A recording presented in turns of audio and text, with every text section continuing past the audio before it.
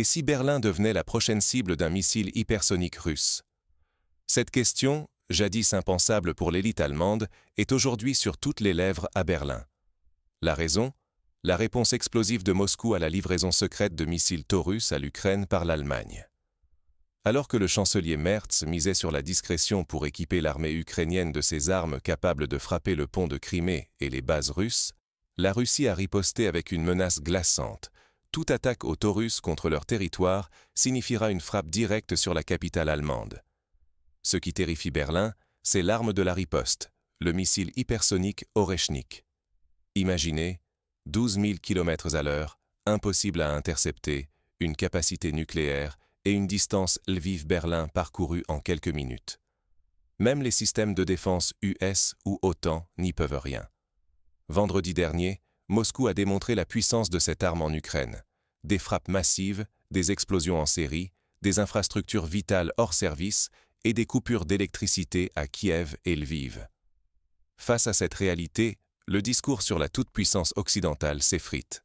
Pour la première fois, l'Allemagne, persuadée de son impunité, découvre sa propre vulnérabilité. Si Berlin fait un faux pas, ce sont des millions de vies et l'équilibre de l'Europe qui basculent. Mais comment en sommes-nous arrivés là? Pour comprendre la gravité de la situation, revenons sur ce qui a conduit à cette crise. Pourquoi, au juste, l'élite allemande veut-elle à tout prix infliger une défaite stratégique à la Russie? Pour comprendre, il faut lever le voile sur des plans bien plus secrets que ce que la presse allemande admet. Depuis des mois, des figures clés comme Merkel ou Merz préparaient discrètement la livraison de missiles Taurus à l'Ukraine. En toute discrétion, sans débat public, sans consulter le Parlement, l'objectif était clair. Mettre entre les mains de Kiev des armes capables de frapper loin derrière les lignes, jusqu'au fameux pont de Crimée, véritable cordon ombilical des forces russes au sud, mais aussi les bases arrières et les nœuds logistiques essentiels à la machine de guerre russe. Le calcul de Berlin était d'une froideur stratégique. Face à l'effondrement du front ukrainien, où les pertes humaines atteignent des milliers chaque semaine, où la mobilisation n'arrive même plus à compenser les reculs, il fallait donner à l'Ukraine un « joker » technologique. On espérait ainsi ralentir l'offensive russe, détruire des ponts, des dépôts, forcer Moscou à détourner ses ressources pour réparer, au lieu d'avancer. À Berlin, on se persuadait que la livraison de ces armes de précision pourrait inverser la tendance, sauver la réputation de l'Allemagne comme puissance fiable et surtout, restaurer son influence déclinante sur l'Est de l'Europe. Mais sur le terrain, la réalité est tout autre. Malgré la rhétorique triomphaliste, l'armée ukrainienne recule sur tous les axes. Zaporijjia menace de s'effondrer, Kupiansk est pratiquement encerclée, et des villes comme Tchassiv Yar, Pokrovsk ou Volchansk ont déjà chuté.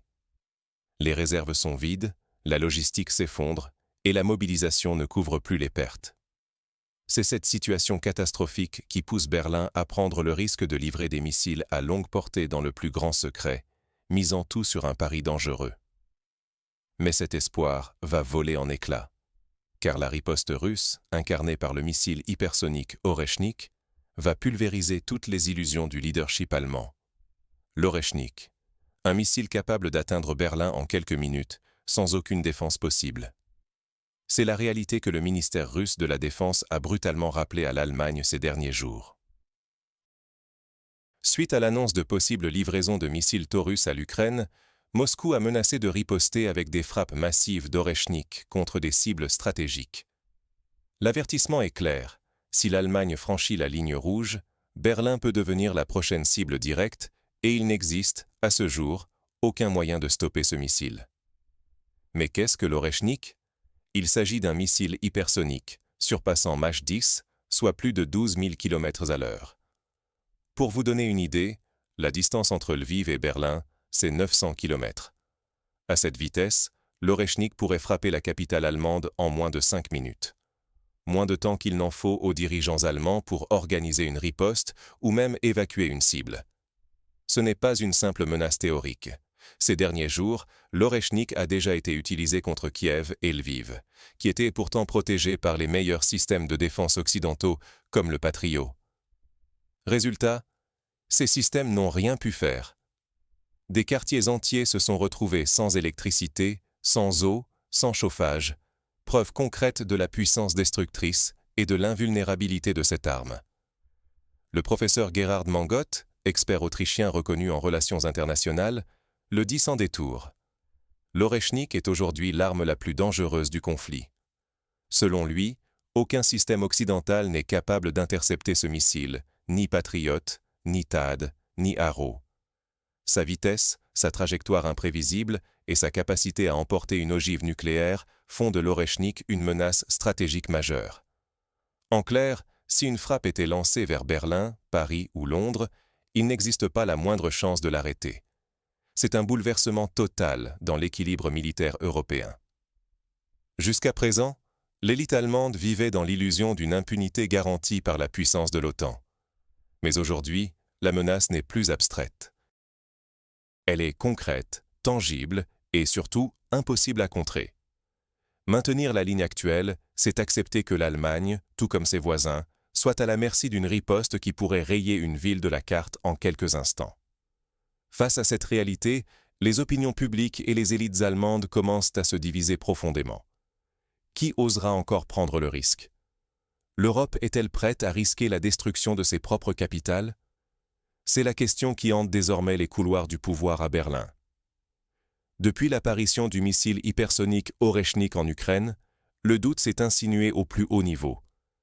Les systèmes de défense occidentaux, même les plus sophistiqués comme le Patriot, n'ont rien pu faire. L'Orechnik a traversé les défenses de Lviv comme un couteau dans du beurre. Si cette arme, capable de porter une ogive nucléaire et de voler à plus de 12 000 km/h, peut frapper à volonté, que vaut la promesse de sécurité américaine? Dans les palais ministériels allemands, la fracture est profonde. D'un côté, ceux qui veulent envoyer un signal fort à Moscou, persuadés que la fermeté évitera l'escalade. De l'autre, une partie de l'élite, pour la première fois depuis des générations, est saisie par la peur d'une riposte directe qui réduirait Berlin en cendres. Le fameux parapluie nucléaire américain, censé protéger l'Allemagne depuis 1949, paraît soudain bien fragile. Qui peut garantir que Washington risquerait New York ou Chicago pour sauver Berlin? Les débats se tendent, les certitudes vacillent. Dans la rue, l'opinion allemande est en état de choc. Après 79 ans de paix, l'idée même d'un missile russe frappant une grande capitale semblait impossible. Une relique de la guerre froide, pas une menace réelle. Pourtant, les images d'Orechnik perçant les défenses ukrainiennes, comparées par certains à un marteau de Thor, ont brisé cette illusion d'impunité. Les lecteurs des principaux journaux allemands l'écrivent sans détour.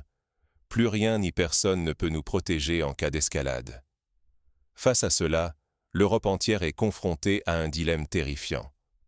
Si, demain, Orechnik frappait Berlin, Paris ou Londres, que feraient les dirigeants? Riposter et risquer la guerre nucléaire, avec des millions de vies en jeu? Ou accepter un nouveau rapport de force, humiliant mais peut-être vital pour éviter la ruine? Et si l'Allemagne se retrouvait seule, ses alliés hésitant à sacrifier leur propre ville pour la défendre, que resterait-il de la solidarité européenne? Le risque est immense. Un mauvais choix, une mauvaise lecture de la situation, et c'est la fin de l'ordre européen tel qu'on le connaît. Des pays ruinés, des villes détruites, des millions de vies anéanties. Mais alors, existe-t-il une porte de sortie? Peut-on encore éviter le pire et tirer des leçons de cette crise? C'est ce que nous verrons tout de suite. Ignorer la réalité technique des armes modernes, c'est risquer la catastrophe. L'affaire Orechnik l'a prouvé de façon éclatante. Le fameux mythe de la supériorité technologique occidentale vient de prendre un sérieux coup. Regardez ce qui s'est passé à Lviv.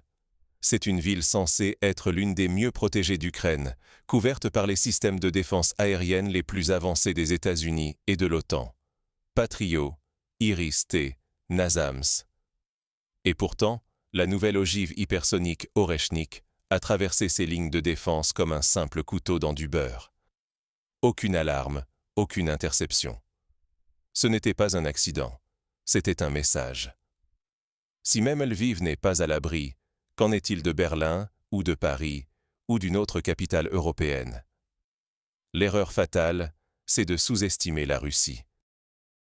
À chaque fois qu'on proclame, dans les médias occidentaux, que Moscou n'a plus de missiles, que son économie s'effondre, que son armée est épuisée. La Russie, contre toute attente, dévoile des capacités inédites et frappe à nouveau, avec la même intensité. Les élites européennes, et surtout allemandes, s'imaginaient trop souvent à l'abri, protégées par le parapluie américain et les vieilles certitudes de leur supériorité stratégique. Mais Oreschnik incarne l'irruption d'une nouvelle réalité. Il n'existe aucun système antimissile en Europe capable de stopper une frappe hypersonique de ce type aujourd'hui. C'est une leçon douloureuse, mais vitale. Les décideurs européens doivent désormais repenser leur stratégie. La voie de l'escalade, livraison d'armes toujours plus puissantes, multiplication des menaces, ne garantit plus la sécurité, au contraire. Elle expose les villes européennes à des représailles directes contre lesquelles il n'existe aucune parade efficace. Face à cette nouvelle donne, seule la lucidité peut éviter le pire. Reconnaître les limites de la puissance militaire occidentale, privilégier la désescalade et renouer avec la diplomatie, avant que l'irréparable ne soit commis. Car l'avenir de la paix sur le continent dépend entièrement de la capacité de l'Europe à tirer les bonnes leçons de cette crise, à s'adapter sans céder à l'illusion de l'impunité. Mais alors, que faire concrètement, en tant que citoyen ou leader, face à ce nouvel équilibre de la terreur? Le risque n'a jamais été aussi réel.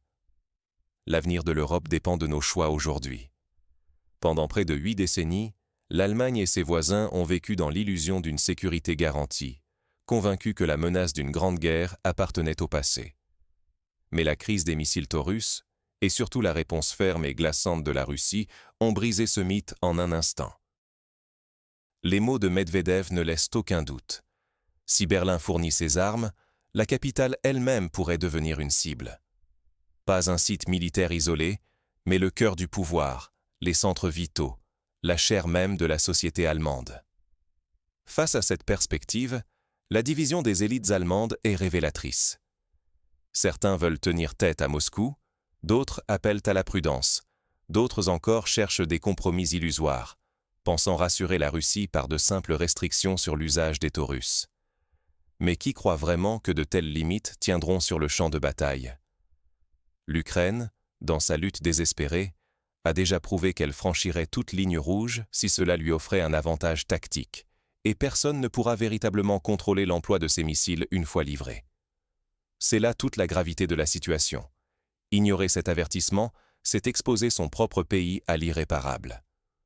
Un seul missile Oreschnik, avec sa précision redoutable, pourrait pulvériser un bâtiment symbolique au centre de Berlin, voire, dans le pire des cas, anéantir un quartier entier. Et que feraient alors les alliés de l'Allemagne?